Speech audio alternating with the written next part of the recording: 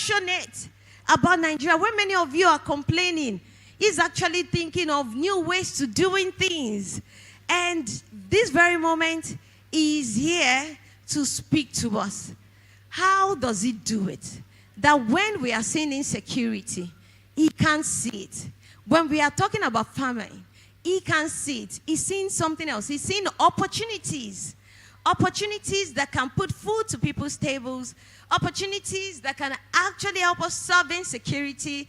Opportunities that can help empower many of the students that are in this Nigeria. He's thinking about new ways of doing things. So we want to travel into his world to better understand how does he think and what makes him think that way. How was his background? What changed him? Were there challenges along the line? And was it just a response or a reaction to those challenges that brought him to where he is today and made him who he is today? He also loves sport, but you get to hear about everything on the screen. I'm not going to mention his name. Technical, are you ready for me? All right, are you ready for me, please? Let me know. Okay, while we are waiting for technical, children, are you happy? Why? The excitement is so much there, and I like it. Are you sure me too? I won't join the Lekki Orchestra team like this. I'm with you. Okay, but I won't attend rehearsal on Saturday. All right, so let's get ready. I present to you the man. With over 25 years of experience across top institutions like over 25 years of experience across top institutions like Merchant Bank, UBA, and Zenith Bank. Tosin Shukoya is the co-managing partner at Commercial Partners. Beyond Finance, he is the founder of the Bob Africa and co-founder of Innovate Solutions, empowering Africa's tech ecosystem through startup support, digital innovation, and talent development. He holds an executive MBA from INSEAD. He is a fellow of ICANN and currently pursuing a doctorate in business administration. Tosin also serves on multiple boards across finance, tech, education, and sports, including Fiber One and Teach for Africa. A champion of growth, innovation, and impact. Please join us as we welcome to One Child, One Mentor, I Rebuild Nigeria 2025, Tosin Shukoya.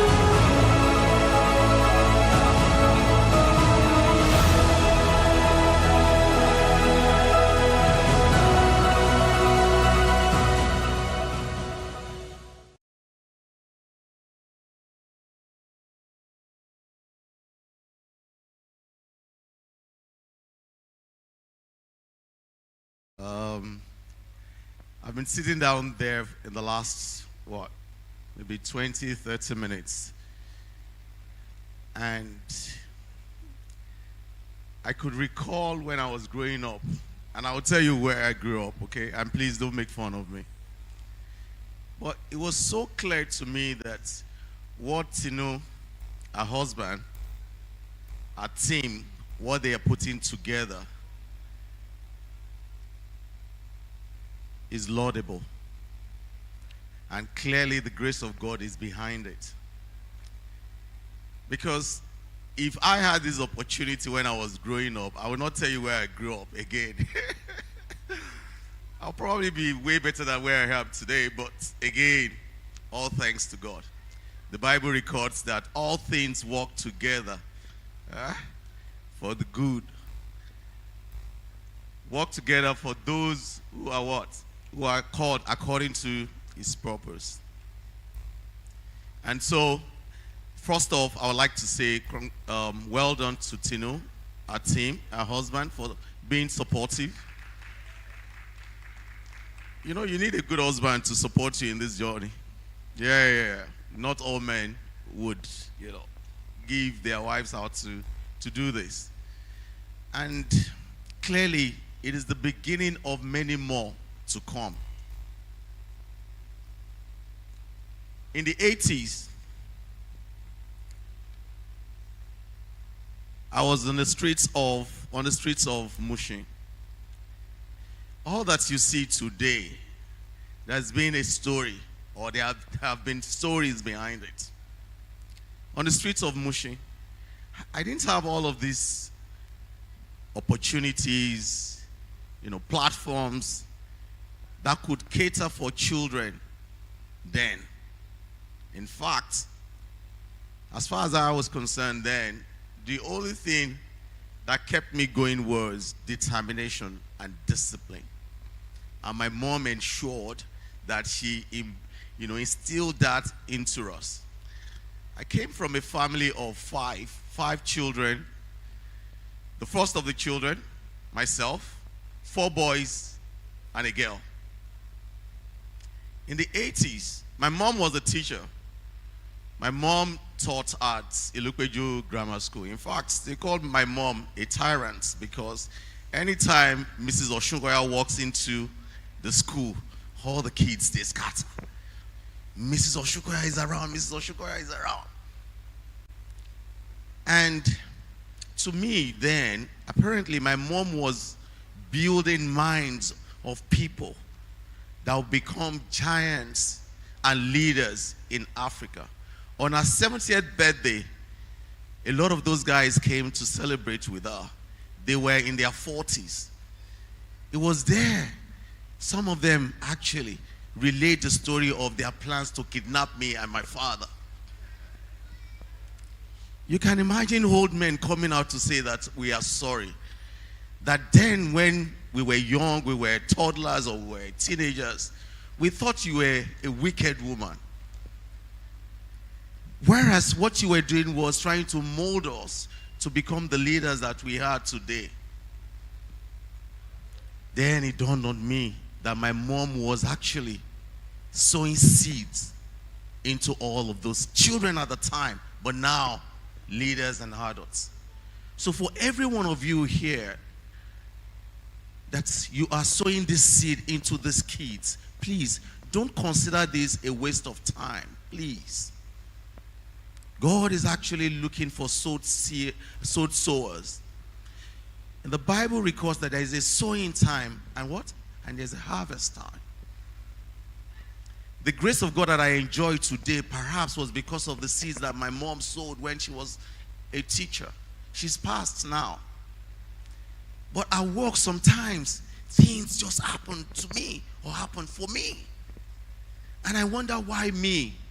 And I will take you through my stories for you to understand and have context to what I'm saying. So in the 80s, my mom had a booker. So after school, my mom was a math and chemistry teacher. So you can imagine in our family at home, math was the language. Everybody had A's all through in math. But my Yoruba was F9. I cannot afford to speak Yoruba now. My point exactly, in Abuka, which was a canteen, at the age of 14, 15, I was staring at Mala. I'll pound yam. I'll record drinks that were being offloaded and unloaded on trucks at the age of 15. I did not have a mentor at the time. However, I had someone that inspired me. And I'll take you through the story. I hope I have enough time for all this story so that you can put context and for children to see that this platform is catering for your future. And you should be thankful to God for whoever or the teams that are putting all of this together. So, in one corner was a man that was observing what I was doing at the age of 15. Apparently, some of these customers would come and see a 15-year-old boy pounding, stirring amala, cooking. And at the same time, he rushes out to carry all those cartons and crates of, beers. That's where I started developing muscles. I will offload them.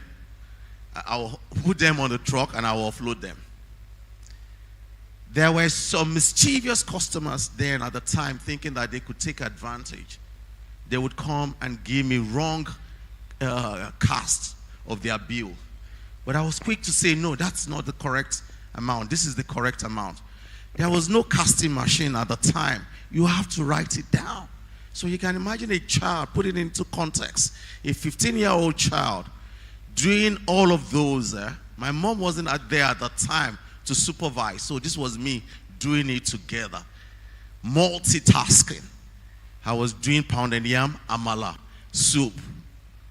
And at the same time, take records of all of this. The man in his quiet corner would observe when I was done with that customer or those customers, the man would shout, "Accountant, accountant, accountant."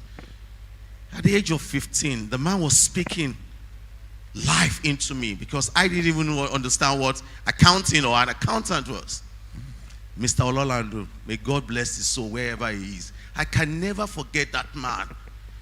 In fact, if I forget most of my teachers, the man that spoke into my life, destiny into my life at the time when I was 15, when I was busy doing my mom's stuff.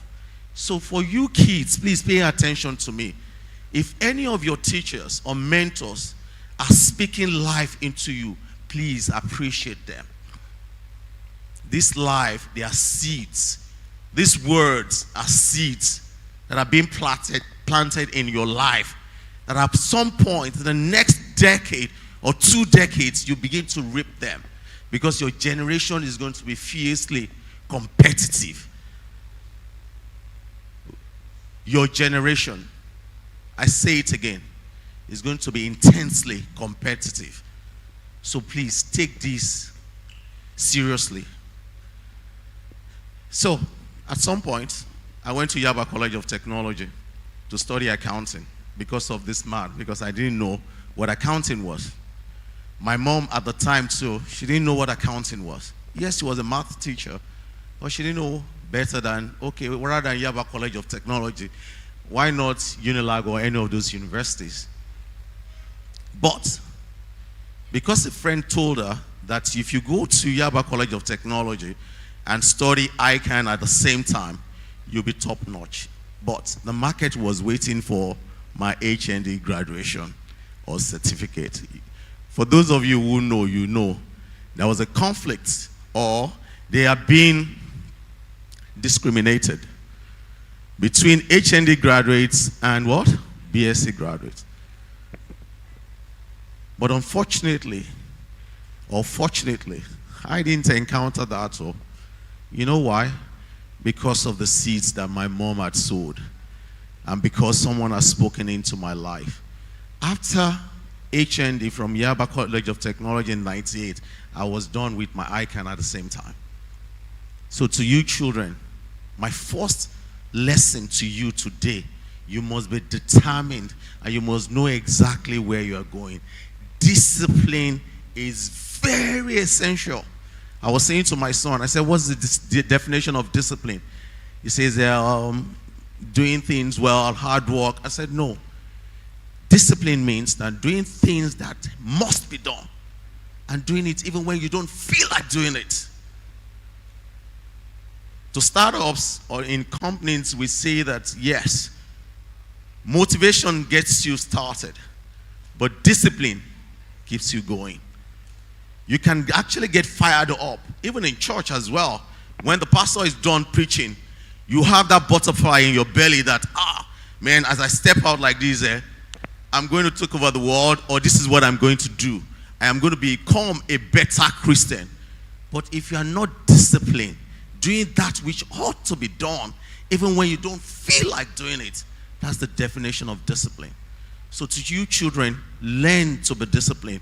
Because discipline, if you have discipline as your highlight, is going to take you places. Places. So, Oceanic Bank called me in 2000, and I started out with Oceanic Bank. HND, I was able to scale through the discrimination, and I was done with my ICANN then. However, there has been experiences, or there have been experiences in my life, because my mom instilled in us and my dad instilled in us. Let me backtrack. Last week I was speaking at Elevation Church, there's a new theme that I think that I want to begin to champion. And guess what the theme is? Building wealth in the family. And I'll tell you why I'm backtracking. I grew up observing my mom and my dad. They were always fighting on 200 naira, 300 naira, 500 naira. And as a child, it was a scar till now. So when I got married in 2004, I said to my wife that work first, not family. My wife was upset because for her, it should be family first, not work first. But because I grew up observing and seeing my mom and my dad fighting on 500, my mom as a teacher, and my dad was a painter of a building, not an artist or artwork professionals. No, a painter of a building. And my mom was a teacher. But women, and apologies to the women in the house, their money is their money. But your money is our money. So they were fighting. So when I was speaking at that engagement, it's about how to build wealth in the family. And what I did was I replicated Maslow's hierarchy of needs. If you've seen Maslow's hierarchy of needs, you see at the bottom of that pyramid, you have psychological needs. You have what? All those kind of needs, housing, mobility, everything. So I built the same pyramid for families as well. And I said it's called the family, the wealth creation in a family. It's a pyramid. At the bottom of the pyramid is foundation. After that, growth, security. Then you have legacy. Why am I bringing this up? When you're building wealth in the family, I'm not talking about just financial wealth. The values you instill in your children is part of the wealth you are building in the family. My 20-year-old daughter, I hope my wife won't kill me for this. My 20-year-old daughter is about rounding up at New York University, studying economics and computer science. Citibank New York called her, Wall Street, and they said to her that we're going to give you a job. And we are giving you because, not just because you've done very well, because we have a lot of all of these kids that have done extremely well. But you did more. They observe work ethics. So that's the discipline I'm talking about. But guess one other thing they observed? She was multilingual. So at the time when we started nurturing her and exposing her to education, we knew that being a multilingual kid would give you an advantage in the future. They said that she could speak Spanish and she could speak what? French. And they're saying as a Citibank Global, they are looking for kids like that. That is the wealth that we built. To some of you parents, you would think that when you're exposing all of these kids to all of these things, it's a lot of money that you are putting out. That money is an investment in the kid's life. She's not out of school, but her salary is $110,000. I converted it into naira. I said, even me, your father. But guess what? What that money that she earns is part of the wealth of the family. Why am I bringing this up? We have kids here. We need to be deliberate about what we expose them to. If you've not started exposing your kids to multiple languages, please start now. You could even make time out for them through some of these apps for them to start studying what? French, Spanish, even Mandarin and what's it called? Mandarin, Chinese language, because China is taking over the world. And these kids are global kids. Fast forward. I thought I should bring that up. So, I left Oceanic into Kakawa Discount House. My mom is still disciplined, which is good. Hard work, good. But your relationship with God is the ultimate. And as a child, you must learn to be kind and to be giving.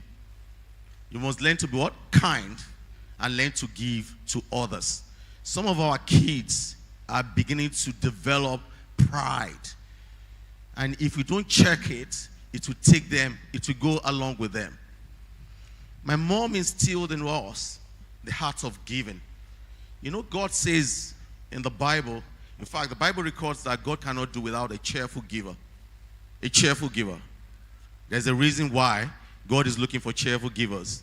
Because when you pray to God, and God expects that the prayer should be answered, God is going to use vessels to answer that prayer. He's going to use the next person beside you.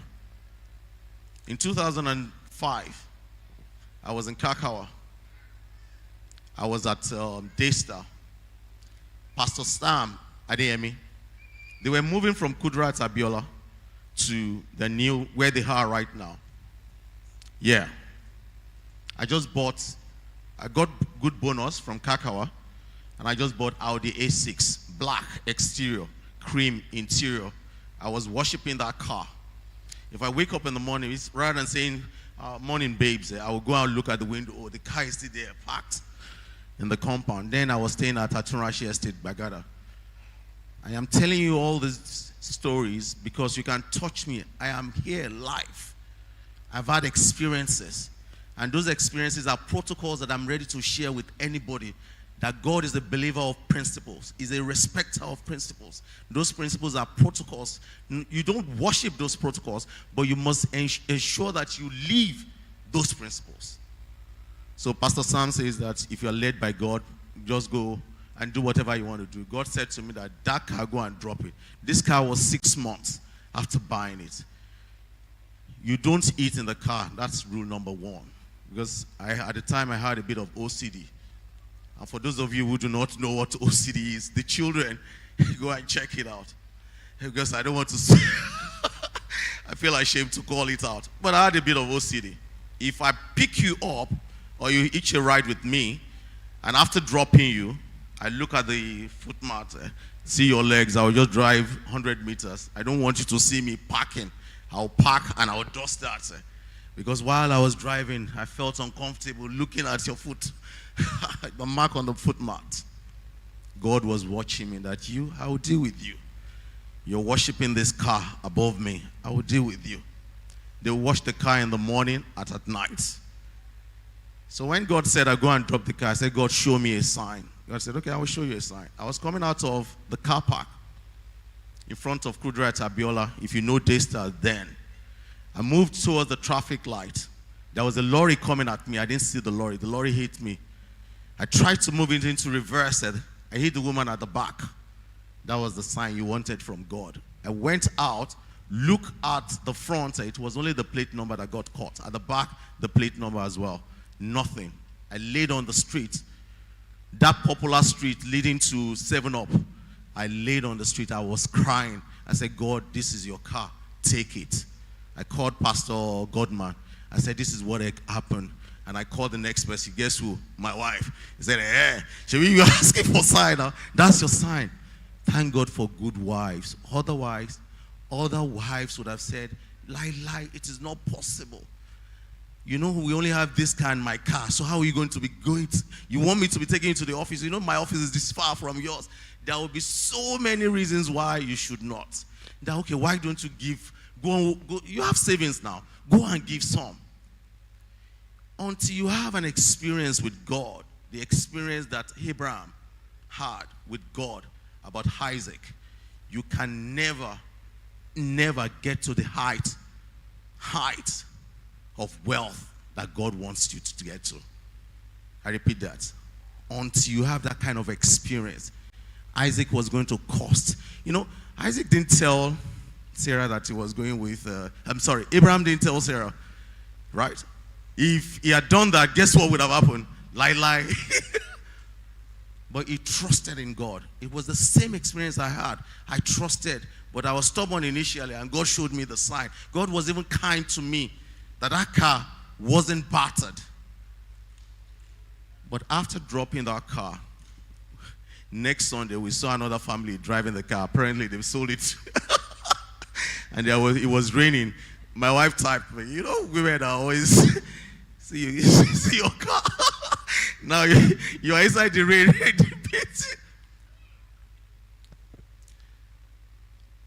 For the next 6 months to 1 year, I was asking for a ride from my friends.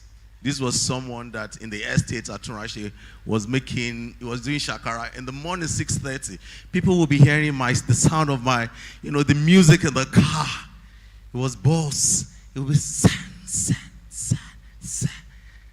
And I would be shaking my head like this and not knowing that God had plans for me. So, Here's the thing about life. People will begin to doubt if you're capable. They will begin to ask questions. See him. See what he has done to. He knew he couldn't afford the car. They didn't know that you sold the car. They felt like, oh, maybe 1 month it went for service. 2 months turned to 3 months, 6 months. And some of them saw me on Okada. If you know Aturashi Estate, you would ask your friend to drop you on the expressway. To come inside, you ride on Okada. This was a guy a few months ago. He was riding black Audi A6, now on top of Okada. And I was feeling cool with my jacket and everything. A white shirt. But I will be sweating. So you have some of your neighbors that will be making fun of you, that see him. If you cannot afford the car, so why did you even go for it in the first place? But when God was ready, you know, God swore and said to Abraham that look into the sky, look far as your eyes can see. And I said to God that as far as Daystar still remains, or your church continues to progress, my wealth will never cease. From Daystar, you know the number of churches that have come out of Daystar? Elevation is from Daystar. So that was my covenant with God. I can't take you to what has happened after that. I can buy, this is with humility, 20 of those Audis today. And it's not just about the financial wealth. I'm talking about the depth of your relationship and trust with God. I have a blind child. Another story of myself. My younger boy, Eniola Olua Daniel, is my hero. He was blind when he was 2. Why? He had a rare cancer of the eye, his right eye. And the doctor called. They observed that his eye wasn't moving with the ball, his right eye. And when they finally found what happened, they call it retinoblastoma. It's a rare mutation of the eye. My wife's lineage, my lineage, there was no cancer cases at all. This was God also testing my faith again, that do you believe in me? So when we met with the doctor, we tried him out. First confirmation in London, second confirmation in New York. And the doctor said, Mr. Oshukoya, we need to take out his right eye. So imagine a two-year-old boy, his right eye being taken out. I was crying. And then I was with Rand Merchant Bank. In the dealing room, everybody was asking, Mr. Oshukoya, what's wrong? What's wrong? I was crying. They're about to take the eye of my 2-year-old boy. Can you imagine a 2-year-old boy gushing out his eye? As God would have it, the 2 eyes were affected. He's right now blind. He reads and writes using Braille. But Eniola, other sense organs are heightened. He swims. He plays piano. He plays violin. His role model is, guess who? Stan Lee. Stan Lee is his role model. This boy right now, he writes books. He's written 2 books. His plan is to convert those books to movie. He goes on sessions with New York Film Academy because he wants to become a movie director, an actor, and what? To write books, converting those books into what? Into movies. That is God giving you beauty for ashes. That was another experience that God wanted me to go through, to trust him. Right now, when I say to people, people say that to say you have so you are mentally strong. When issues happen, you just remain calm. I say because I've gone through what? Burning bush experiences with God. My story is a long one, or I don't want to bore you. But my point exactly is, in everything that you seek, make sure you make God what? Your ultimate. On a final note, I haven't experienced mushing and I haven't experienced all of this. You must ask yourself that what do you want? Why? What's your purpose on earth? If you've never discovered what your purpose is, then you're just living. You're just walking the face of the earth. You children, it might be too early for you to discover your purpose, but start asking your mentor that, please, can you help me to find what my purpose is? And the next question will be, what do you naturally like to do? What gladdens your heart when you do it? You know what gladdens my heart when I do it? When I'm out there giving back to people. Whether you're giving your time or you're giving financial resources, it gladdens my heart. And that's because my parent, my mom and dad, that's what they deposited in me. My mom would say to my dad, Malo nie, Malo means Awusa. And then when I was growing up, I did not understand what that concept of Malo was. Apparently, when my dad gets money, and that's why they were always fighting, because my mom would think that, okay, you've done a job, you've painted a building, where's that money? But before my dad gets home, he's distributed all the money. And that makes him happy, even till now. Till now, my dad would call me and say that, oh, my monthly allowance you've not paid. I said, but Dad, you don't have any child that's, you are nurturing. Nobody in school said, please, I have people around me that I take care of. So my purpose on earth is given. And the Bible records that there is a gift of giving. You know why? One of the reasons I say to people that Dangote is the wealthiest African is because Dangote gives more than any other Nigerian. Dangote gives more than any other Nigerian. Dangote gives to Muslim and to Christians. Dangote gives to pastors. That was the time he gave out 100 vehicles to pastors. 100 vehicles. God forgive me. I'm not sure even our pastors can give out 100 vehicles in each of their churches. This is a Muslim. And you're telling me God will not bless him? God will bless him. It's a principle. If you allow God to bless you to serve humanity, He will bless you. So, a few years ago, I started asking myself, what would be the structure for my purpose? I thought about technology empowering people. I thought about sports empowering people. I thought about artwork empowering people. I thought about gospel music empowering people. For gospel music, my inspiration comes from Maverick City, Hillsong, and of recent, Emma God. You see those guys, they come together, so much energy. A lot of them, they have good voices, they can write songs and all of that, but they do not have a platform to express themselves.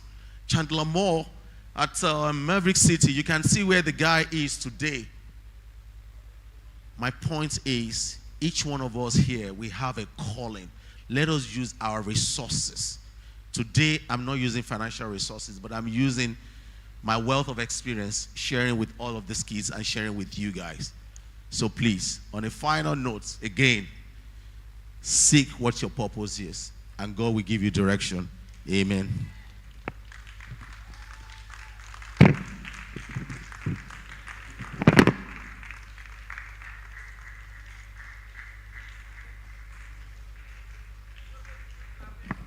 Let's keep clapping.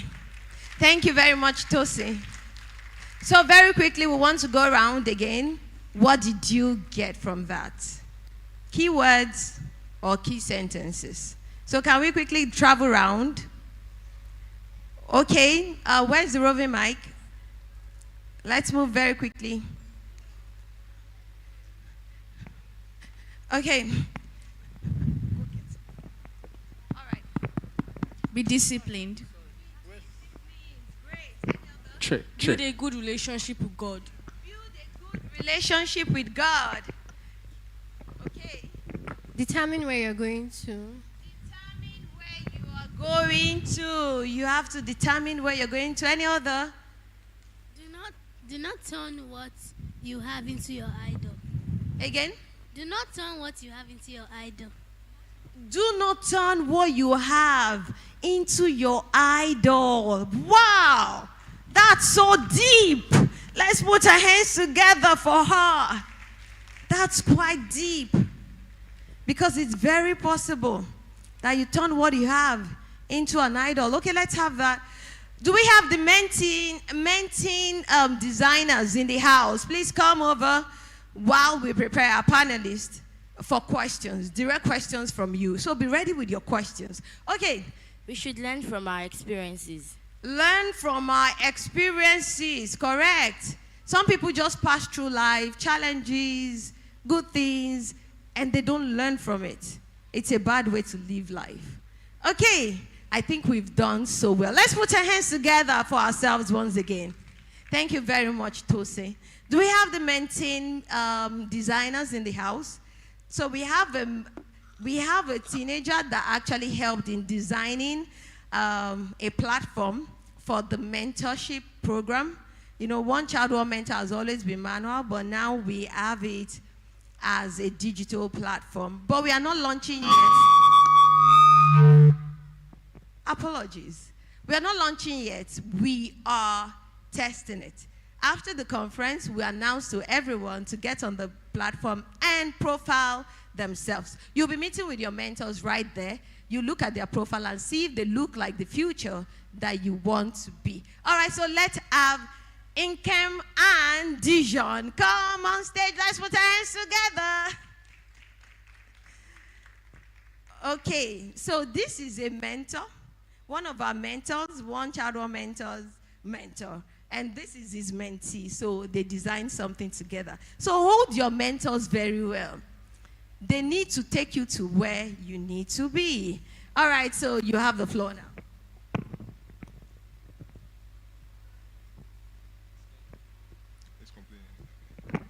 Good afternoon, everyone. My name is Dijon Oedele, and here with me is my partner. My name is Nkem Okone. I'm his, like Tinola mentioned, I'm his mentor. We are actually here to present a wonderful application which we've designed for the purpose of this ceremony. It's called the I Rebuild Maintain app, and Dejon will be telling us more about this platform. So I know you must be wondering, what is a Maintain app? Well, Maintain is actually an application that makes it possible for mentors to connect with mentees. And how did we arrive at this solution? Realize that there are so many limitations to the physical connections of mentees and mentors. So why don't we make this thing online? Online, there are so many benefits. I can talk to my mentor before I sleep. I can talk to my mentor at school. I can even talk to my mentor at work. So that is how we arrived at the Maintain platform. So why don't you come along? I think Technical is going to showcase it. Tell them about Okay, so the Maintain app is available at www.maintain-connect.lovable.com. So I repeat, www.maintain-connect.lovable.com. We spent some time building this, and the technical team, if they would be able to, kind enough to present what we have for you. Yeah, before our time runs out. Before our time runs out, yeah. Okay, so time may not permit us, but using the app, you can actually sign up. What can these people do on the platform? So we have two categories: the sign up and the sign up for the mentees and the sign up for the mentors.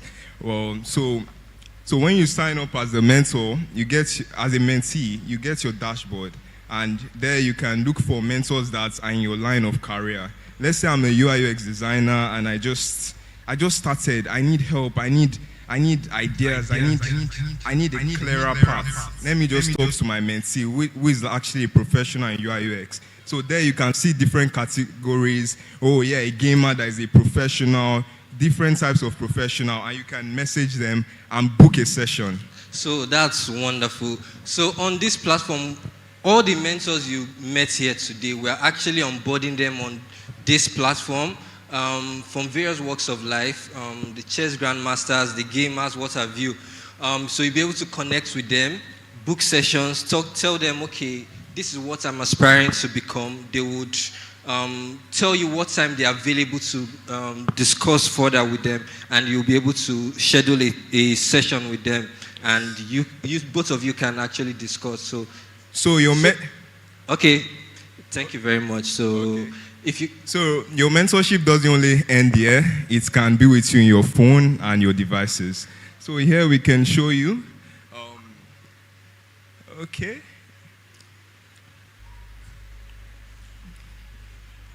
Can you see it? Yes. Okay. So when you click on the Get Started, it takes you down here. You can choose your parts if I am a mentee or I am a mentor. But because of time, we're going to show you the point of view of a mentee. Okay, so the reason it took me straight to my dashboard was because I've already been logged in. So we made the system very easy, so it remembers your login details and all that. Okay, so now we have, okay. Oh. So we can see the active mentees. Technical, can you go to the lovable screen? Can you go to the lovable the lovable there.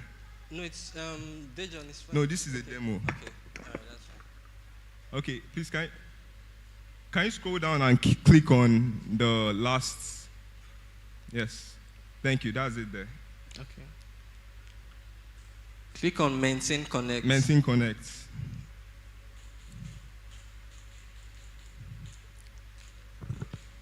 No, technical. Just click on Maintain Connect. No, the first one, yes. The first one, Thank you. Yeah. Thank you. Not the profile. Click on. No, go back and click on the picture. Sorry. Okay, scroll down. Our time is going. Click on the picture. No. The picture. The technical. Yeah, The, picture. the one that has Connect Grow. Yeah, just that's. click on that. Yeah. Sorry. Okay. There we go. Okay. Okay. So now click on Get Started and let it go down. Okay, now click on I am a mentee, where they choose their category. Okay. Then you can sign up. You can actually sign up from here, yeah. Then it shows the... Okay. All right. Thank you very much. We're grateful for this. Thank you. It's your own contribution. All right, so we'll have a lot of people come up with different value adds to support this community. Okay, so at this point, I'm going to call up on stage some amazing speakers that we have here. You ask your questions direct. Any issue you have, please ask. Okay, technical, are you ready? Okay. All right, so I will have, let's put our hands together as I welcome Tosi Oshukoya on stage. While we prepare for Tolu, I call him Tolu Iwaju.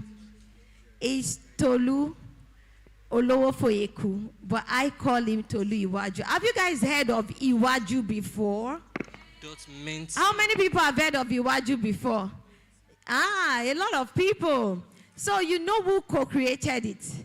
Is right here in our midst. Let's put our hands together for Tolu Olowo Foyeku. Put your hands together, people. You think it is easy?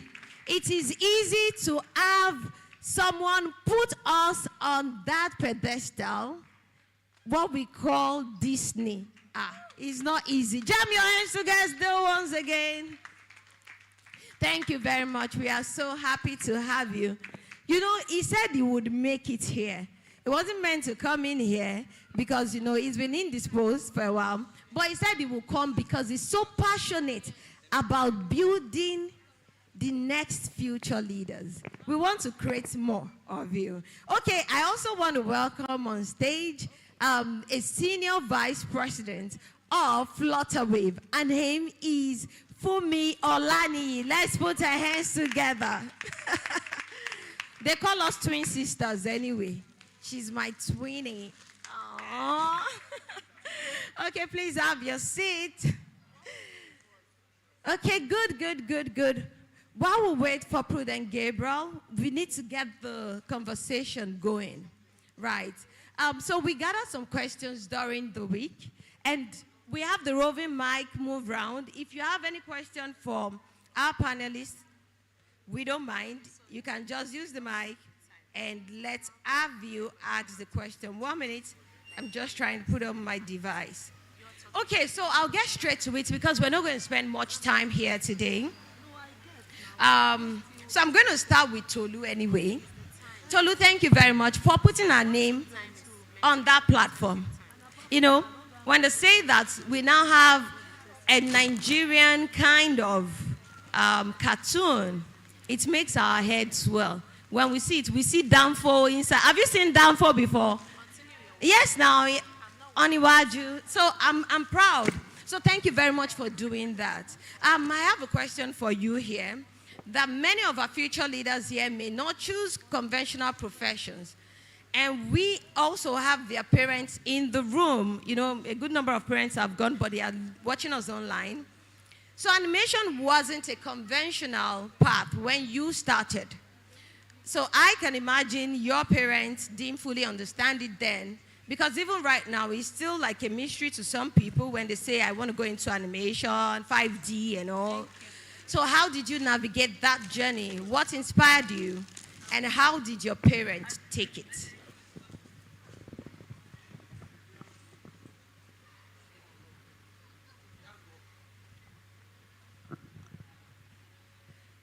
Okay.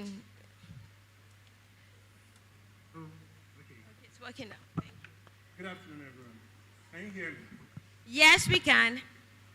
Okay, so I'll just start with how did I decide to get into it, and you said it wasn't a conventional thing. To be honest, I went right from when I was a kid.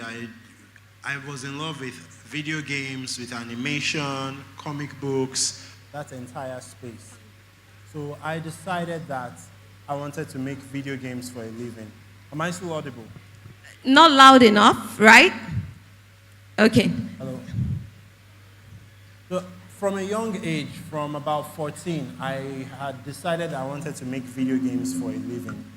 Now, it did not occur to me that it was not conventional. So it's not as if I decided to do it in spite of it being unconventional. To me, it was a simple thing of, I was playing video games and it's human beings that were making it. I had read interviews with the game developers. There were game magazines. I know nowadays everything is online. You read blogs or you read a social media post. But back then, when we used to do more physical, there were magazines I could read, video game magazines. I would see interviews with the developers, their thought process when they were making the game. So I knew it was human beings making the games. The games didn't drop from the sky. It did not occur to me that I could not do it, because I thought, okay, if this guy made a game, I want to make a game too, because I have my own ideas that I would like to explore. And I prayed about it when I was sure that it was in line with God's will for me, that God approved of me taking that path.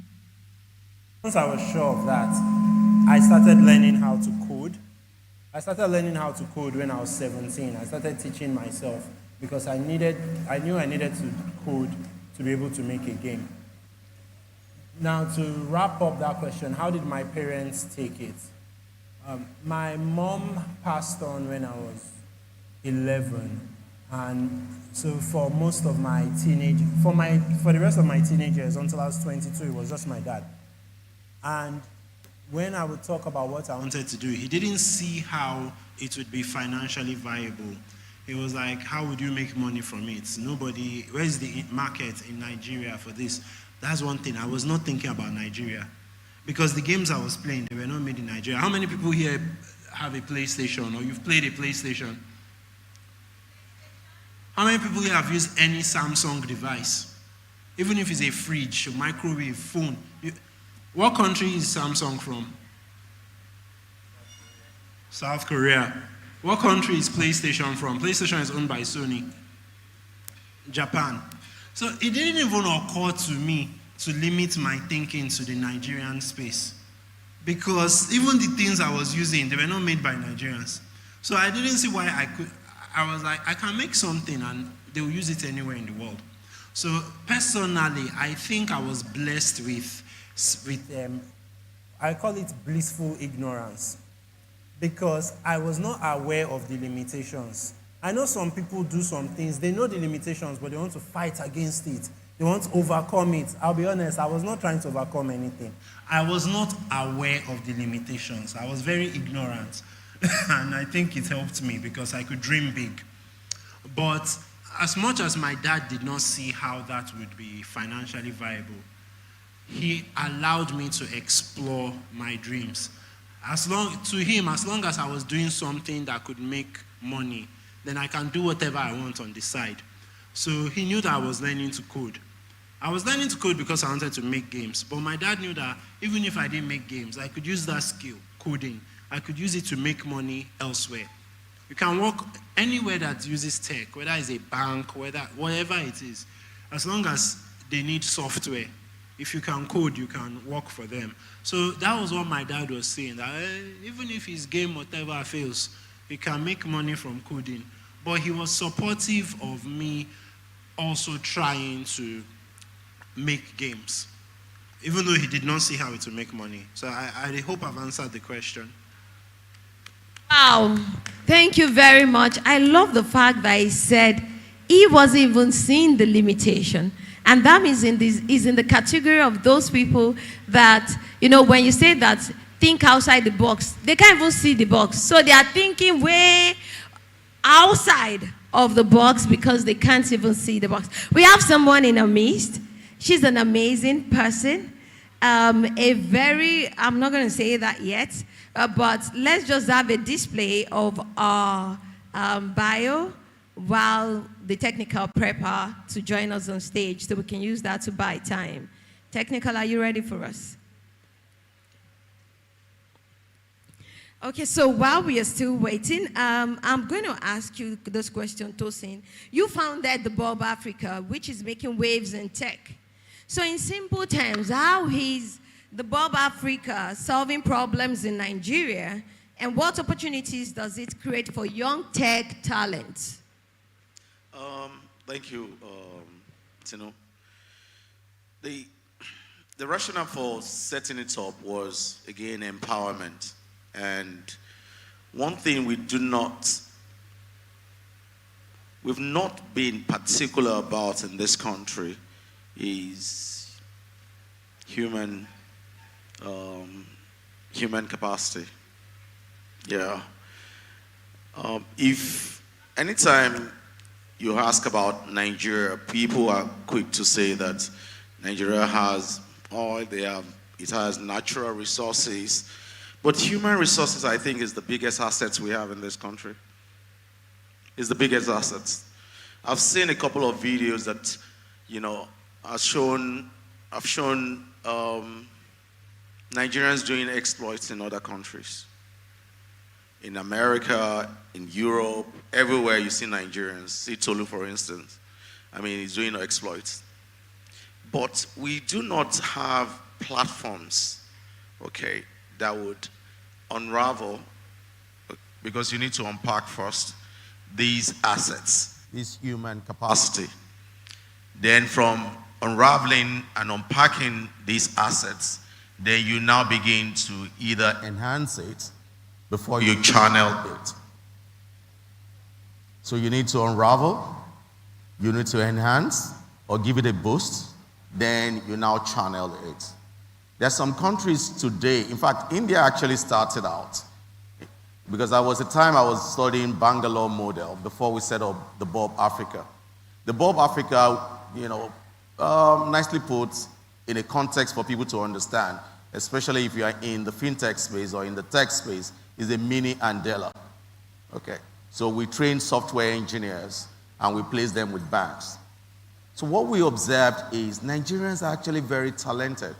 There are two classic stories let me quickly share. There was a particular gentleman that was frying chicken at Chicken Republic, and he saw a flyer that, the Bob Africa, the next cohorts, we usually have them in cohorts. So we have 50 to, maybe 60, they'll come, and we train them in all different kinds of languages, whether it's Java, JavaScript, CS, all of those, DevOps, front end, back end, UI, UX. And the guy at the time was earning 35K frying chicken. If you're frying chicken, there is no skill set in frying chicken. It's not going to take you anywhere because every fried chicken is a dime a dozen. Everybody out there can fry chicken, right? But the guy took it upon himself, and that's the first thing you need to recognize. Never settle for less. Never settle for less. The guy took it upon himself, took the flyer, came to the Bob Africa. After 8 months of training and everything, GTB called him and offered him a job of about 550. So from 35 to 550 in what? In less than 18 months. Fast forward. Another company outside of Nigeria in Dubai called him to pay him $2,000 in less than 24 months. See transformation.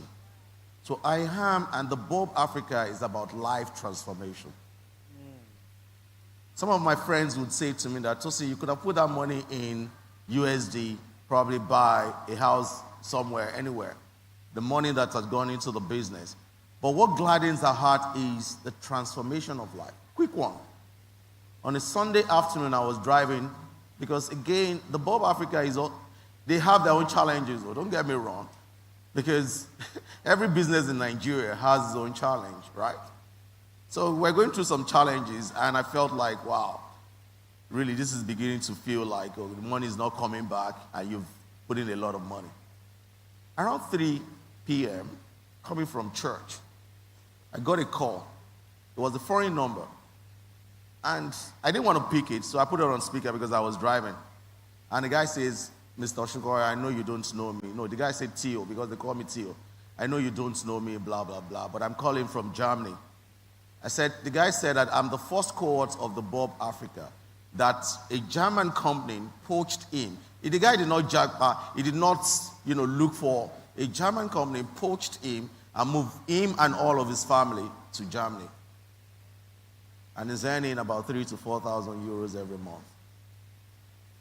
So when I heard that, some sort of joy overwhelmed me. If you come to my office, you would see a laminated check.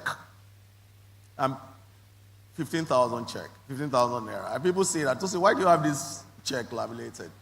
I said, it reminds me of the story in the Bible of 10 lepers. One of them came back.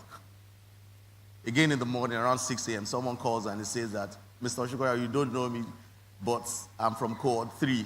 I just got this fantastic job, and I thought I should pay back for what you've done.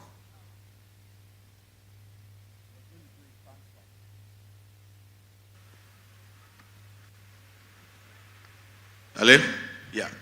So he was going to do a transfer. I said to him, don't do transfer, just issue a check, because a story has to be told.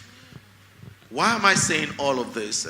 The Bible records that we are the source of the earth, the light of the world. If you are not living that, you are just walking the face of this earth. And I'm not saying that, you discover that almost immediately, but pay attention to it. If you've not been thinking that way, start thinking about it. Your resources are not meant for you. You are meant to be a vessel. And God is using all of us as vessels. The moment He sees that you are not useful, He switches you off. And it's not just about giving out money, time, resources, sharing minds, ideas, everything. That is about what? Giving. So the Bob Africa, it was just my own way of giving back to the society. I haven't realized through the Bangalore model, and now the Indians, they are going back to their country. And they started out in the 60s and the 70s. A lot of them went into Europe, especially the UK. They've harnessed all of those education and everything. They've collated or gathered it. Now they are going back. In today's tech world, right, 4 out of the top 10 CEOs in the tech world are from India. If you don't know, go and look at it. Indians are doing exploits. You wonder why Trump cannot try them. Trump can't try India. So if we allow some of us who have been blessed with resources to set up the Bob Africa in different sectors, not only in fintech, in agriculture, in education, in oil and gas, and start exploring and exploiting our human capacity, Nigeria will be better for it. Wow. Thank you very much, Tosin. Put your hands together. And the last statement that you made with respect to not just in tech, but other sectors and industry. We've got an amazing personality here, young, vibrant, and also doing great things in the fashion industry. So for her, tech is fashion. And let's put our hands together as we welcome on stage Prudence Gabriel Okopi. Thank you very much for joining us. I heard that Lagos actually did us some major things on the way. Yes. All right, so thank you very much for joining us. Okay, so while I just let you spend some time prepping up, I'm going to ask Fumi Olani, I'm going to ask you a question. And this is actually with respect to why you love Nigeria, right? A good number of your friends have actually left. They've jackpot. And so I just felt that you're actually the good person, the best person to ask that question. Why would you not jackpot? Why would you rather stay here? The whole of your family are not here. So why would you rather stay here? Okay, so the question to you. Very, very interesting question. And I want to say good afternoon, everyone, and all to the interesting panelists. It's so interesting to be here. And thank you for doing a great job, Tino, my twinnie. Why have I not jackpot? Some people know my story here. You know that my parents and my siblings are not in Nigeria. They're all in the US, in Trump's country, right? And even my children are not supposed to be here. But of course, because of the patriotism, I will tell you one thing that stands out for me. When I was transitioning from KPMG Nigeria, there was an opportunity for me to go to KPMG US, and I would go and situate myself there, knowing that even Jumoke knows the story. From KPMG Nigeria, it was so tedious. I didn't study I studied mass communication and not accounting like you did. And then I was supposed to be so vibrant in accounting, and I said, you know what, let's cut it off. Let me just go and do my ICANN where I find it easy.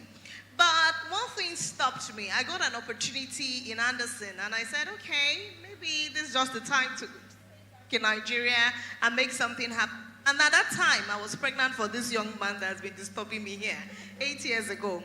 I didn't decide to jackpot is because I know that there's so much opportunity in this country. I have cultural ties both here and abroad, right?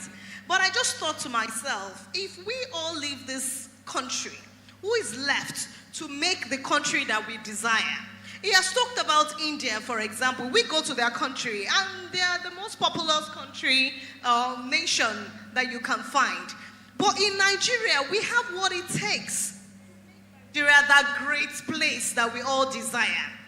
I know my brother, my elder brother, as much as he has a good job in US, he also comes here every now and then. He just set out from Nigeria yesterday, because he has something going here, which is farming. You say farming does not generate so much in the immediate, but of course, you're looking at the people that don't have food, and you're creating food on their table.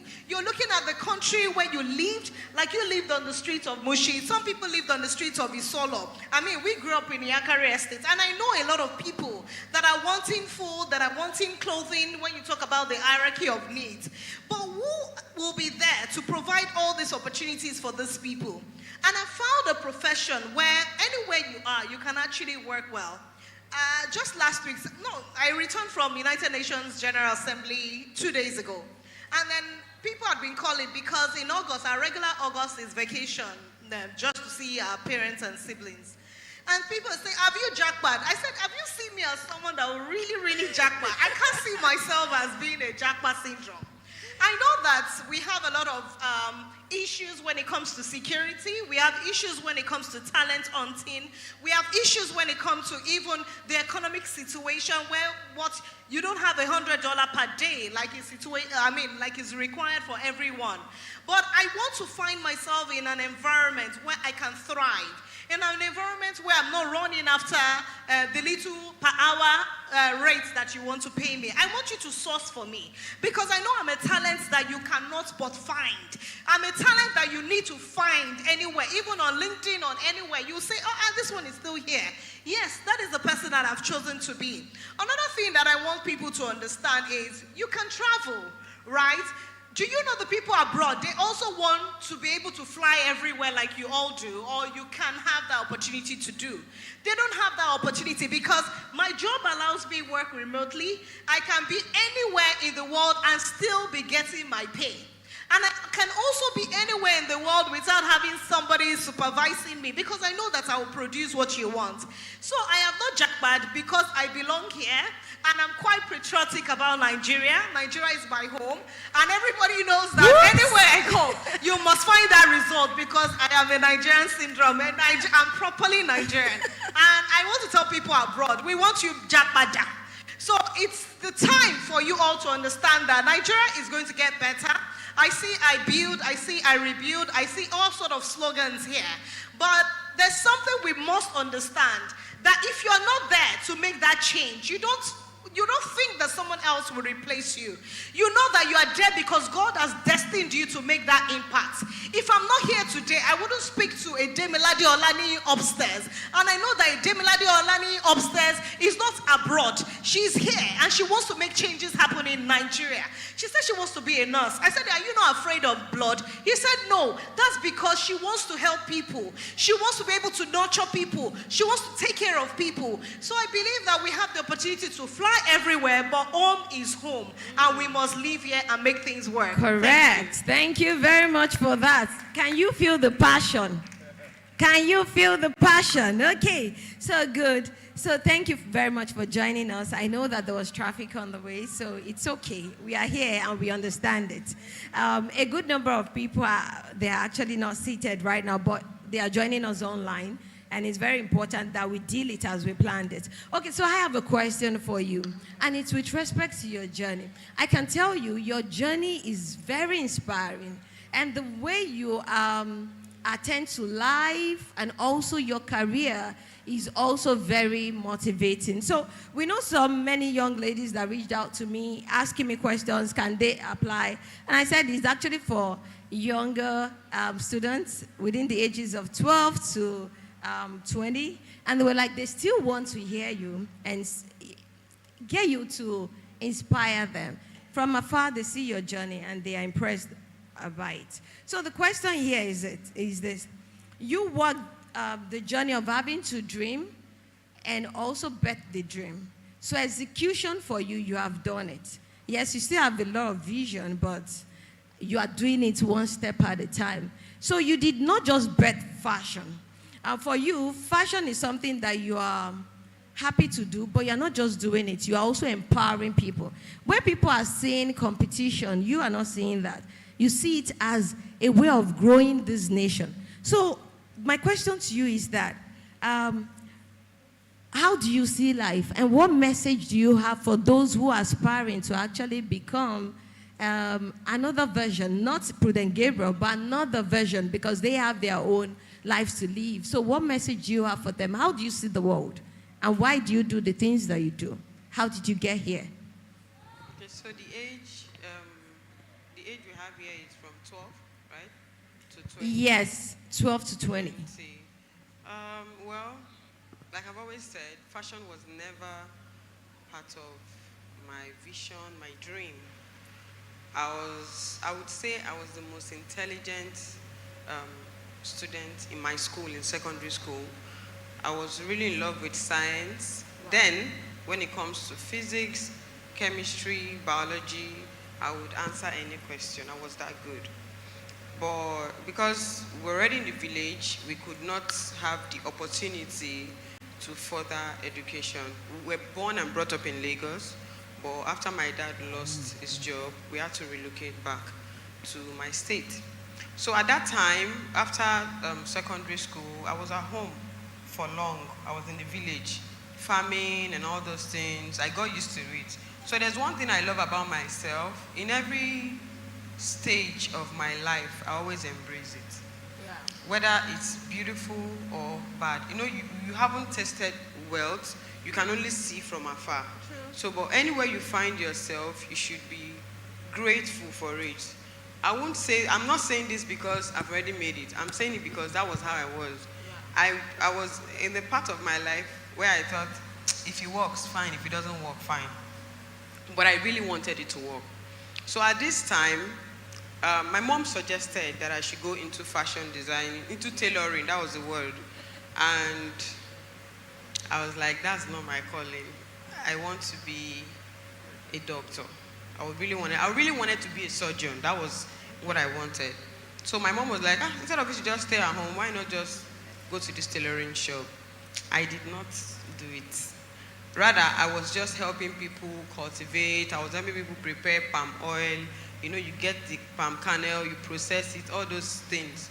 So I think I came back to Lagos because I wanted to come and work for someone as a maid, in Lekki, right here. So when I got here, after she traveled, I applied for a job as a waitress.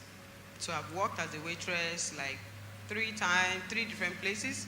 I've worked as a cleaner for like 2 or 3 different places. In fact, the first place I applied for a cleaner, they didn't take me because I was too dressed. I was wearing suits to go and apply for a cleaner. So when I got it, they were like, are you sure this is the role that brought you? I said, yes. You look like a secretary. I said, please, any job, just give me. Don't follow what I'm wearing. So at a point in my life, I was tired of serving people. In fact, I wasn't really okay because where I was working, I served, I won't say unbelievers because I don't want to be judging people. You know, I serve all these alcoholic drinks, I carry trays, serve food. That was the first time in my life that I realized that people eat at midnight. Because in my village, once it's 8, everybody's already going to sleep. So we'll be serving guests till 4 a.m. in the morning. I'll be upset. So I just told God one day, I said, what do you want me to do? Because I don't think I want to do this anymore. Anywhere you want to send me to, I'm ready to go there. I can't really tell you that this is the bridge between when I was struggling and when I got to where I am today. So I gave someone outfit to make for me. She destroyed the outfit. I spoke to her, she was upset. That was how I got angry, and I'm like, let me just go and learn this tailoring. And I wasn't doing it because I wanted to make money from it. I just wanted to do it so I can be adjusting my clothes because I love changing look.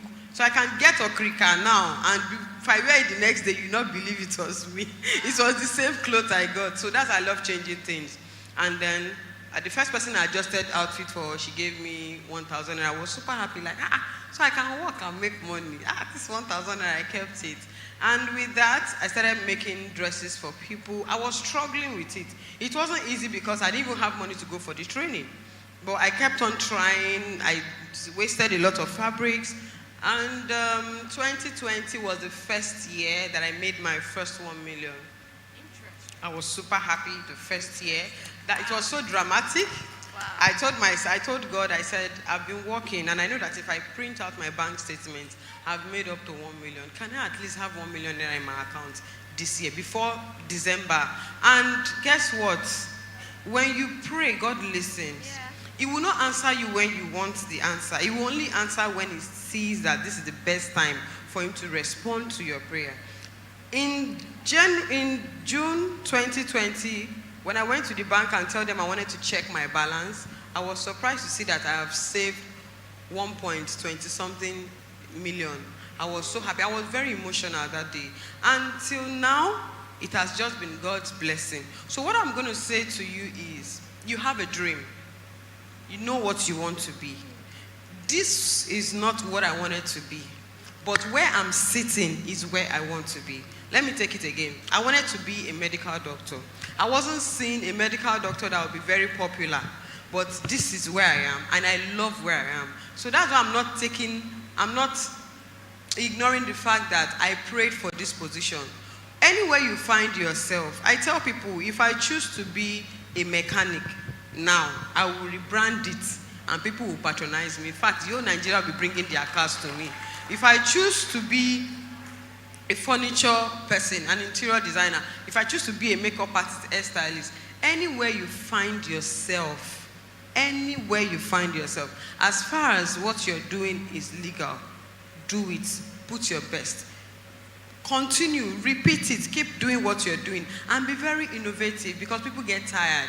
People really get tired. When you do something, people have known you for this, switch. Before they come back, let them meet you doing something different. Because a lot of people at that time want to be like you. I can confidently pray for my students and say, you'll be bigger than me. That's the prayer I pray for my students when they're graduating. And people be like, why will you pray that kind of prayer? They should not be better than you. They should be better than me, because you can never come back and meet me where I am.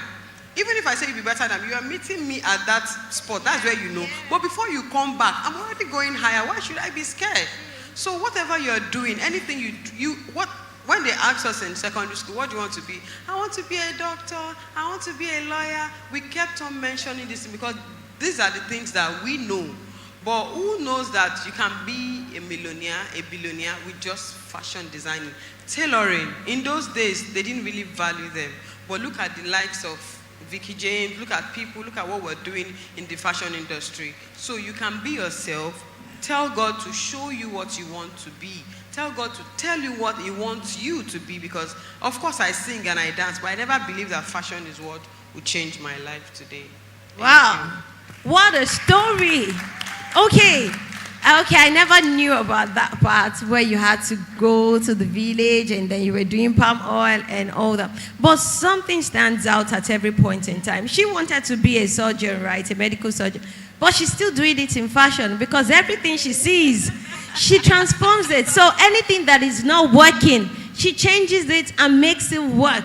And I think we need to pay attention to those fundamentals, that when God actually deposits something inside of us, you might be looking at another direction. But wherever you find yourself, ensure that you have a question. Okay, just ensure that the main value that is required, you deliver it right there. Because we are all on a journey, right, to a particular level. Just ensure that you make the best out of the situation, because that is exactly what I heard from Prudent Gabriel's story. And I think there's a question from the audience. Do we have the mic? Okay, so while we are still attending to that, get the mic for the lady. So while we are still attending to that, honestly, I'm inspired. And I want to ask, how many students have you? I'm surprised the journey started. The main journey was...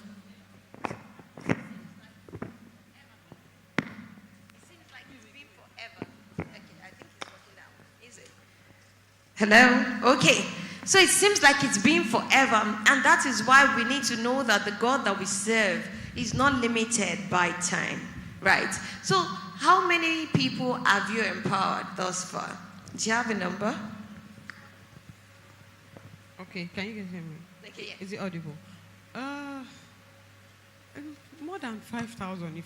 Wow. Because per batch, we take like 60 to 70. I have 4 branches. I have 1 in Abuja, and I have 3 in Lagos, Egbeda, Aja, and Ojodu. And we take like 3 each per year. So 3 Abuja, 3 70, or 50, 3, and then times 4. That's great. That's amazing. Let's put our hands together. Okay, so now you have your question. Good evening, Ma. Good evening. My question is, Ma, for today's program, the one thing I've picked from it is be intentional. So I'm currently serving. I'm a core member, and also in the fashion line. When I saw you were going to be in today's program, I was really happy. But one thing I also see is that as a core member, for your classes, I've seen them online. I've applied. I've not applied actually, but when I try saving up for it, it's quite. So and recently I also got gifted a machine, and for someone in the fashion line, I know you said something about being in. You're not into it. You got into fashion designing because you love to revamp. For me, it's almost similar. I got into fashion designing because I didn't appreciate what I got. Because growing up, you always got what you wanted from tailor. It's always 3 size big, no complaint, nothing. Wabambe, that's how mom used to say. So my question is, Mar, For someone, okay, for me, let me say for me, who is currently serving, and I've saved up for your class once or twice, but NYC has a way of reminding you of reality, just kicks you and remember. So, for someone who is in the fashion line and is at a point where she, you know what, at this level that I am is not where I want to be. But you need an upgrade, but you cannot get the upgrade because for one reason or another. But you have people who have said, you know what, you have this talent, we're going to give you a machine, and you're like, oh, okay, you got gifted an industrial machine. But then again, once you have an industrial machine, there's a difference between having a machine and knowing okay. Well, my question is, what advice would you give to me for someone who is currently at a standstill in the fashion world, not knowing where to go to, and is currently in need of an upgrade, but doesn't even know how to go about it? Yes, ma'am. Okay. Thank you, ma'am. Okay. This is audible enough, right? Yes, ma'am. So maybe because I was picking the stories, it sounds very easy. I love fashion right from time, even not the tailoring part, like making the outfit. I love to combine outfit. That's number one. So that means there's a passion of me always wanting to look good. You get that part, right? Then another thing I would also say is, by that time that I really wanted to upgrade, because of course you need to go for upgrades at intervals, not like you learn once and then you relax. So when I wanted to register somewhere with Vome, she said she charges about 150,000 for her training. This was in 2018. Yeah, 2018. So she said that she charges 150,000, and I have never had 50,000 in my account. Where I was working, they were paying me like 15 to 20,000 plus service charge. So I've never had 50,000. So I had to talk to her like, please, is there a way I can pay? I don't mind giving you 15,000 naira every month. She said no, because of course you meet people like that, and don't blame them if people don't give you what you want or respond to you. So I wanted it. I know how much it was going to be. I am not somebody who meets people to help me. I don't think I've ever asked someone, please, I need money for training, or please, I need money for food. I'm very independent. I don't know how to do it. So when she gave me that response, I just told myself, okay, if I am to save from now till next year, how much can I save? I needed to discipline myself. If you get to Aja, this other side, where you have that filling station, one big gas station there, I trek from that place to Morocco some days because I didn't want to touch my salary. I had a target of saving 15,000 naira every month just to go for my upgrade, and I did it. So I told my brother, I said, can I be saving this money in your account? And he said yes. And I was saving the money. In fact, my brother got tired and be like, oh yeah, Prue, it's just remaining 2K. Let me just add it for you so you go for the training. And I did that training. Now, after I'm done, it is now what you're doing that will give you the clients. Client does not come from your street. I tell people on my street don't even know I'm a fashion designer. Nobody on my street can even afford me right now. So when you start doing these things, you find out that you don't have capital. Now you may think that capital is 100,000, 200, 1 million that people will just donate and send to you. No. Once a customer sends you 300,000, that one is even too much, 50,000 for an outfit. The first thing you do is you calculate your cost of production out of it. 50,000 naira, you're making like a 2-piece. Let's say you are getting 4 yards of crepe. 4 yards of crepe, if you buy 4 yards of crepe, you still have some change remaining. You make sure that you save from it. It's not going to be full right now. So imagine from 2018 till now, I'm still doing that. So you have to be consistent. Find a space in your room or wherever it is, make videos and pictures, post your work. You see social media, you're going to make a whole lot of money from social media. A whole lot. I don't think any of my clients come from this space. They come from social media. Once people see that you are consistent online, they will send you a DM. At that time, nobody wants to know if your store is big, or if it's far, or whatever they see online is what people order for. So find a space in your house. Start from your room. I was staying in Face Me and I Face You. I was making videos from there. People didn't know. Now you have to start investing in the materials that you need. Number one, you need a good phone to make videos. And if you don't have a good phone, it's still not an excuse. There's somebody in my choir, his name is Favorite. I remember then I used to tell him, borrow me your phone, let me go and make video. I will make the video. I can make like 3 dresses. I will sit at home and send it to my small phone and be posting. So usually, we don't have excuse. Because of how I grew up, I just knew that there was no excuse for, this thing is difficult. It has never been easy anywhere. If we bring out everybody in Nigeria to talk about, I have an idea, I have a vision, I want to start something, they will always tell you that they need capital, they need money. How do I do it? How do I come up? But I'm telling you the easiest way to do it. Number one, get a job to fund your fashion. Once you get that job, you save for it. When you want something, look at it. For example, you see this speaker. If this is what you want, keep looking at it. Even when this place is rough, you will definitely get there. We always say we don't have money, but do you know that if you want to eat granite right now, money will come out? If you want an iPhone, it will come out because your heart is there. So place your heart in that thing that you want. And as you are walking and going around, you still find yourself going there. Just keep turning like this, keep turning and turning and turning and turning. Because that is where your heart is. You will find yourself in that place. Number 2, you have to be very consistent. Be very consistent. I remember then, if I make a 2-piece, something like what I'm wearing, I post, nobody buys from me. Anybody that comes to visit me, you wear that cloth. Once you wear it, I'll make a video of you. I'll post, thanks for your patronage. My friend patronized me. I was posting and posting. In fact, sometimes I'll buy the material, I'll fold it into different nylons, scatter it on the floor. Somebody who has been doing this thing before called me. I said, where did they see customers? I said, don't worry. It is faith. This is my customer. So you have to practice all those things. Learn how to talk to people. Another thing I did then, when I used bus from Mobalende to Aja, I would pay for somebody sitting beside me. So that anything I say, she will listen to me. Don't worry, I'll pay for you. I'll just pay for her. That's if I have extra cash. I say, I'm a fashion designer. If you give me your material to make outfit for you, I will adjust one of your clothes. Everybody has one cloth they want to adjust at home.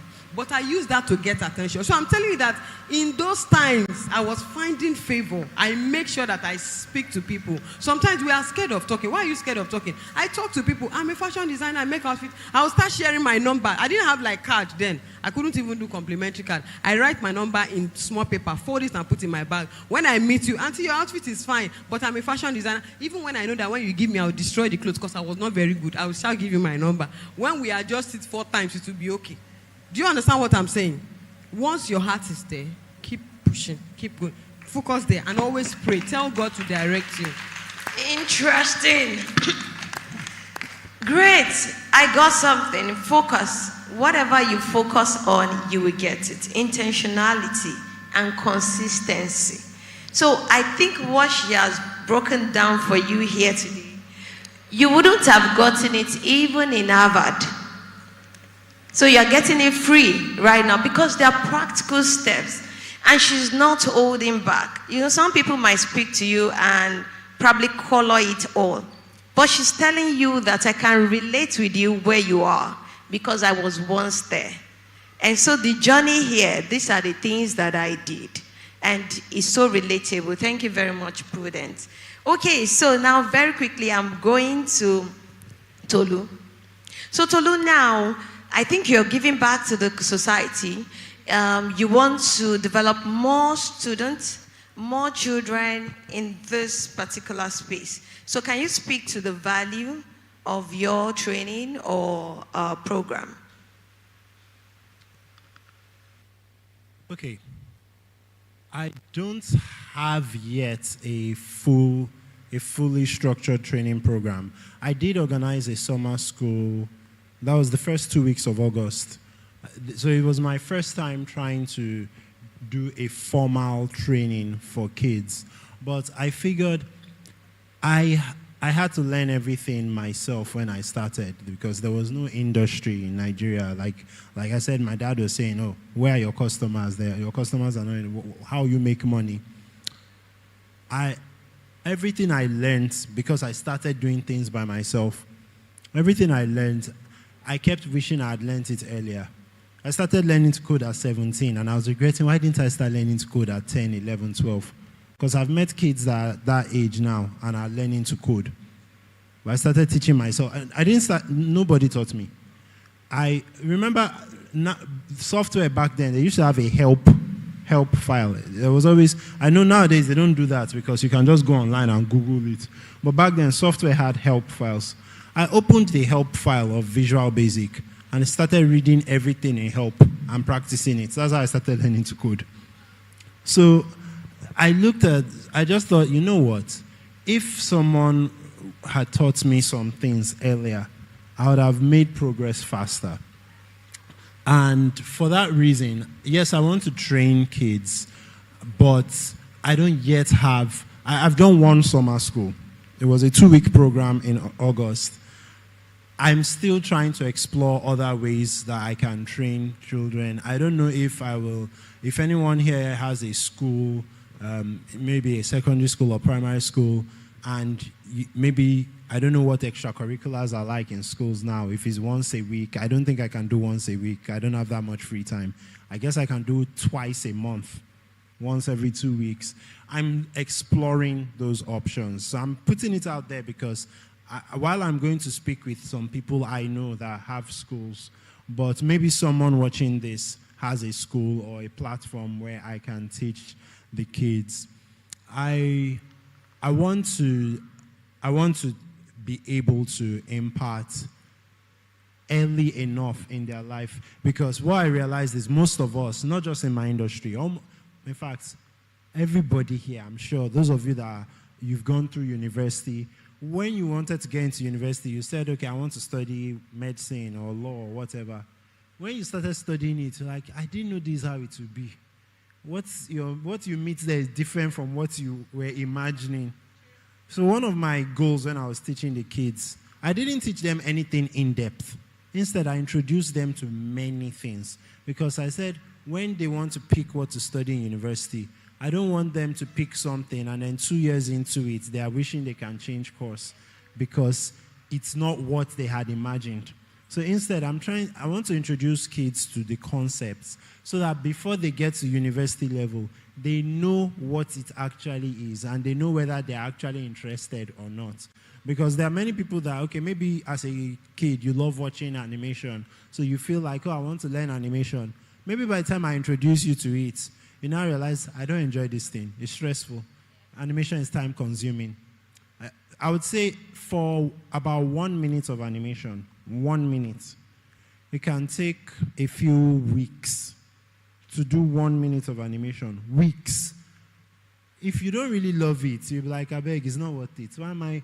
So after a few weeks of work, what I have to show you is 1 minute of video. So, but someone that loves it will still do it.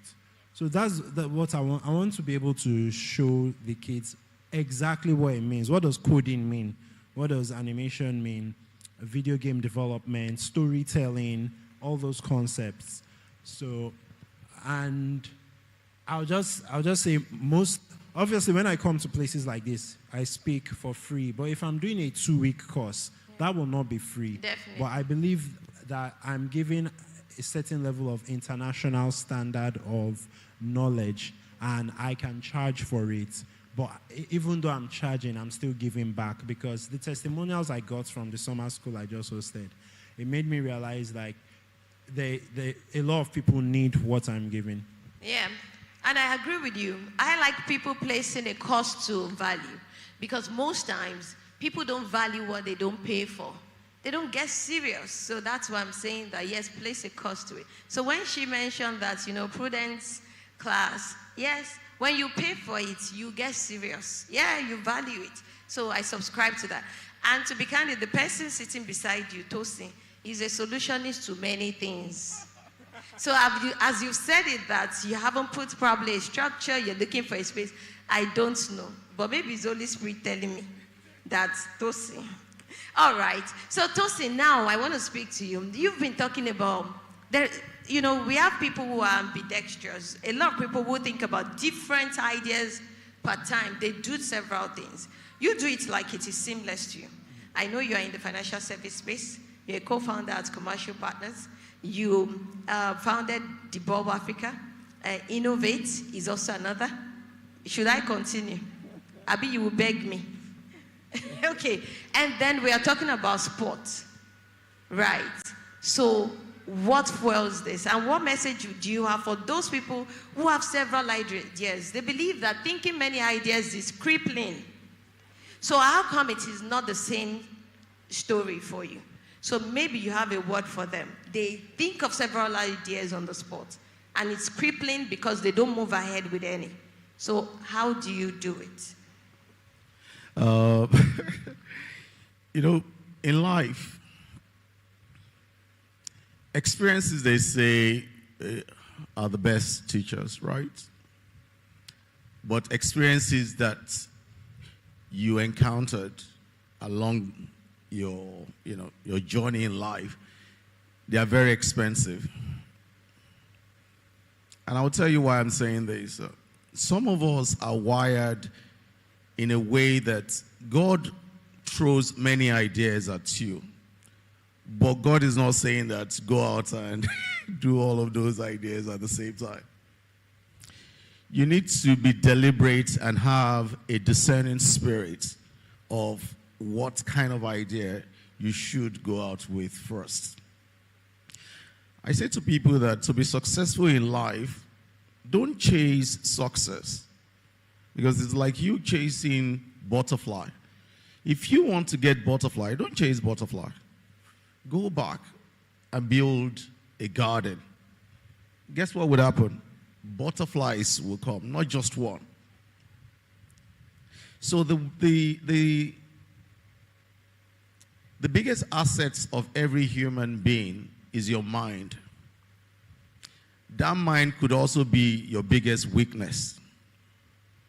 So you need to learn how to nurture that mind to absorb what you think is relevant. Over the years, I have dabbled into a number of ventures. Today, when I ask myself that, okay, Tosin, if you had to redo this 10 years or 15 years from now, how would you do it? Perhaps some of them I would probably not venture into it. I would take a bit of step, build the necessary reserves and stamina and relationship, then before I begin to move out.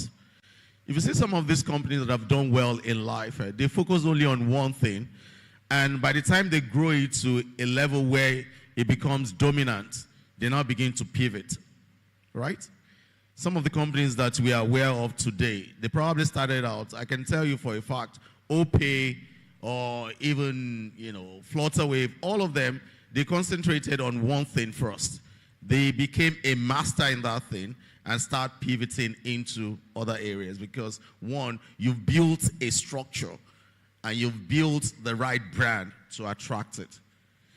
If anybody's thinking that, oh, God is throwing so many ideas into you, God is saying to you, keep those ideas in a reservoir or in a bank. And you start out with the first one, the one that you think that it is very crucial to other ideas. That's the first one you should launch out. And I made some of those mistakes, really, because you will be stretched thin if you go into, you'll be stretched thin with resources, you'll be stretched thin with time, you'll be stretched thin even with health. And if you're not careful, you will discover that some of those ideas that you've launched out, you're unable, to finish them. So what is core is which of these ideas is integral to the rest of those ideas. Start out with that. Build it to a level where you are a brand. Then start bringing those ideas. If I'm to do this again, I'll just keep to commercial partners. Build commercial partners as one of the financial services company to reckon with in Nigeria. Then from commercial partners, I'll start moving into tech.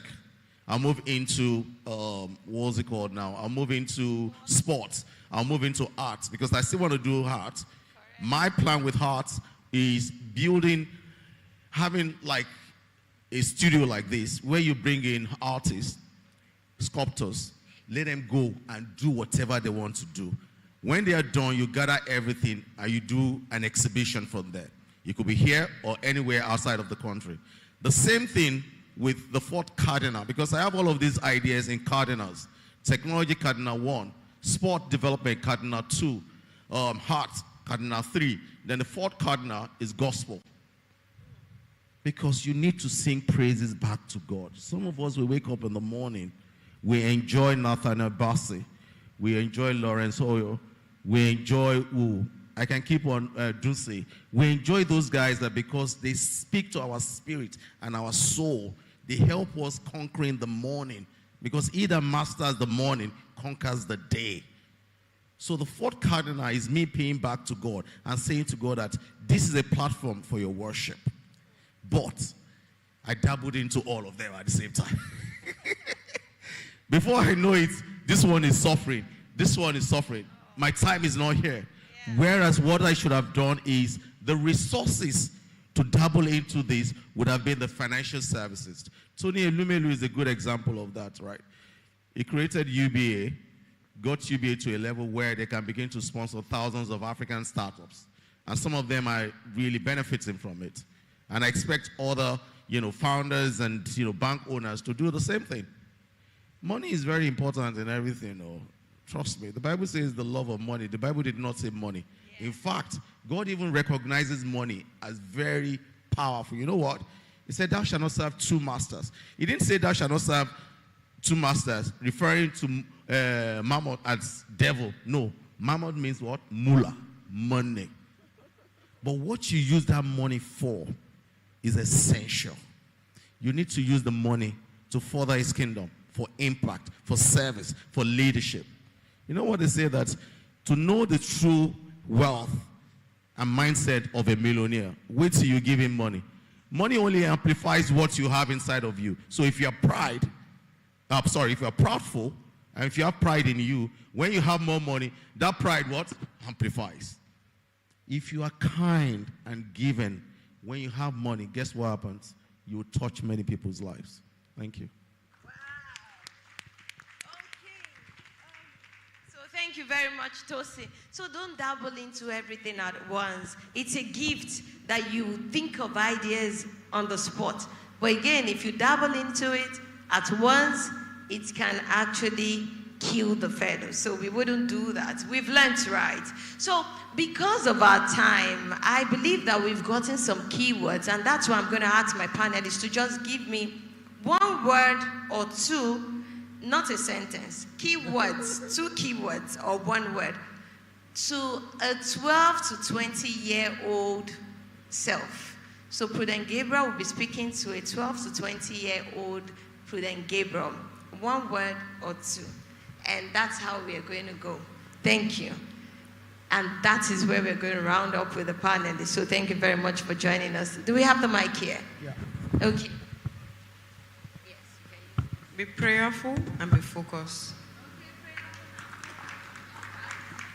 Be resilient as much as you dream big. She's stealing my word. I was going to say dream big. But I'll take leadership and grit.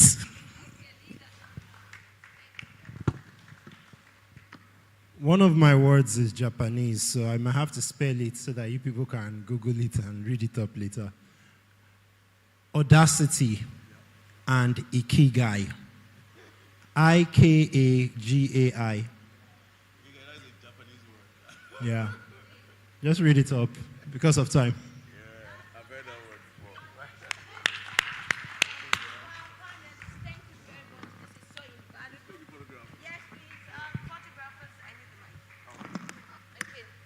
So thank you very much. This is invaluable. I really can't even express how much I'm so grateful for this.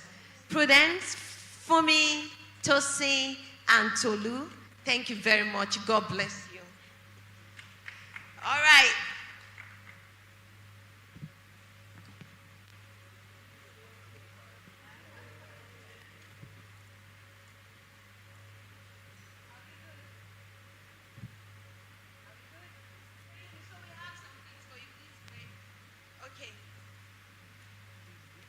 Photographers, all done.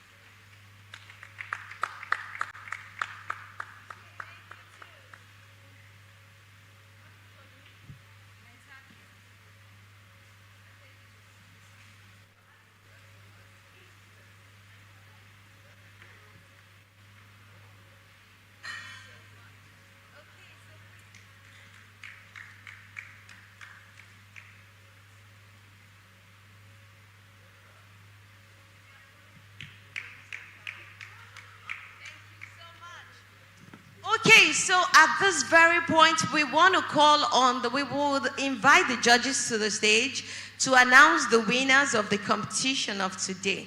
So can we have Jumoke Saliu and Bemini Odetayo? Let's put our hands together and we are rounding up very quickly. Okay. All right. So at this point, we will excuse our judges. Thank you very much. We're so grateful. God bless you. God bless you. So do we have our judges there? Do we have our winner? Judges? Or we are waiting for the jets to bring in our stuff? Okay. Thank you, Tosin. Judges, is INEC delayed or what?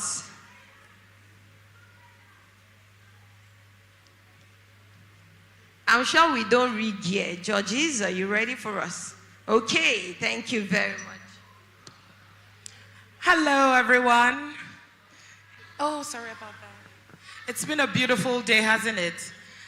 So many lessons, so many nuggets for so many of us, young and old. I'm sure we've had an amazing time.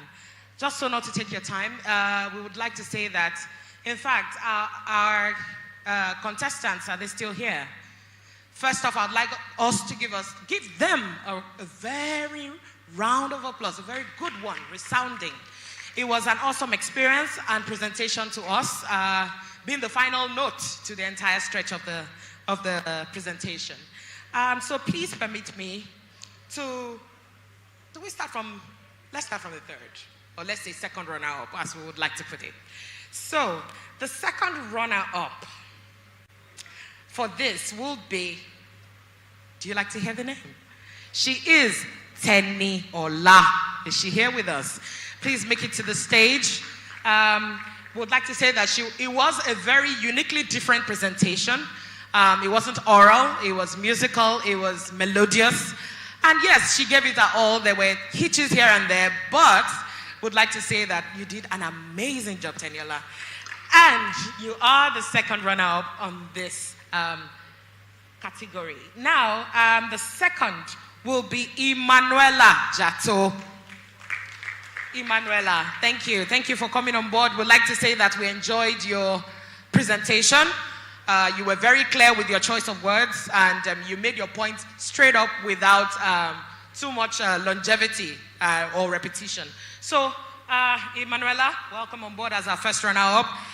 And the grand presentation, the winners of this competition, I'd like to announce and welcome on board. Oh, they're so running on stage already.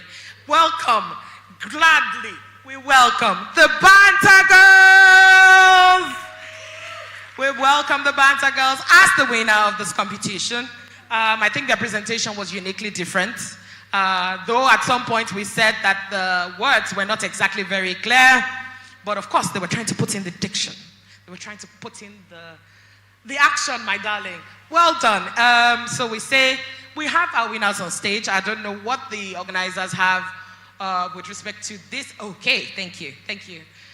So, well done, ladies. Well done, ladies. I'd like to hear a few words from you. How did it take you to get here? And are you happy to be here in terms of the position? Yes, I'm happy to be here. What did you have to put in? Hard work. Consistency, we've said all day here. So we'd like to hear from the others.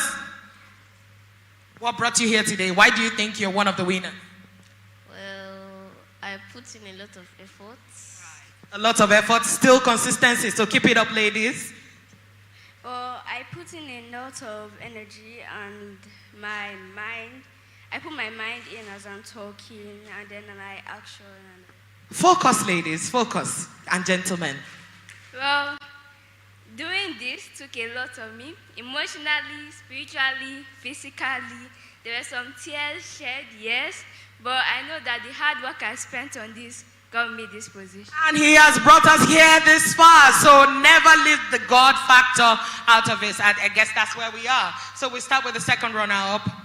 Thank you very much. I'll leave that to my colleague to do that, my darling. Would like to have the convener on stage, please. Thank you. And then the first runner-up, Emanuela.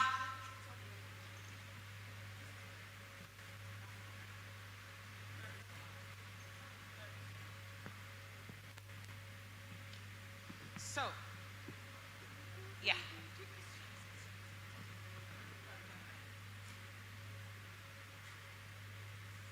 And then the winners, shall we? Okay, so let me go this way. So, we're going to take the picture again.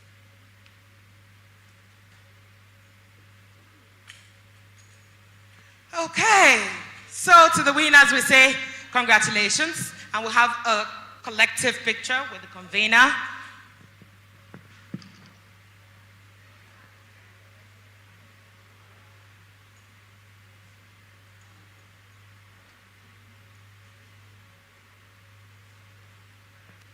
To further cap this all, we'd like to announce that the winners have a check from FCMB Asset Management, a sum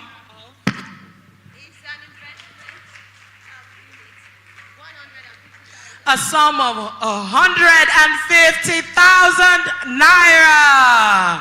Congratulations to our winners, and we say thank you to FCMB Asset Management for this support. And we hope that it gets you thinking better, doing more, and rebuilding the Nigeria that we want to see, right? Thank you so much. Congratulations. It's been an awesome day. Thank you.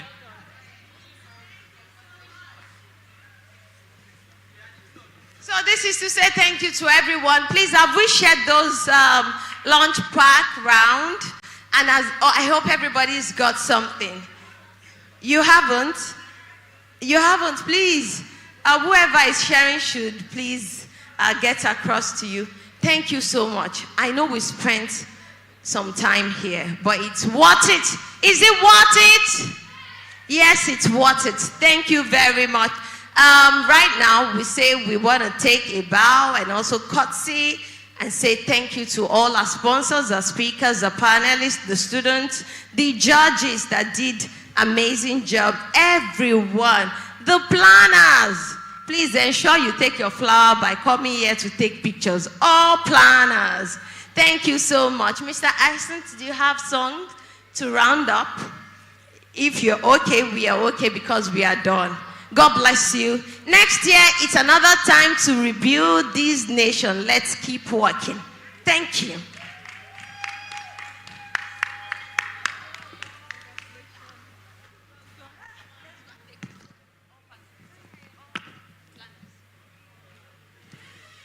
All planners, let's take some pictures.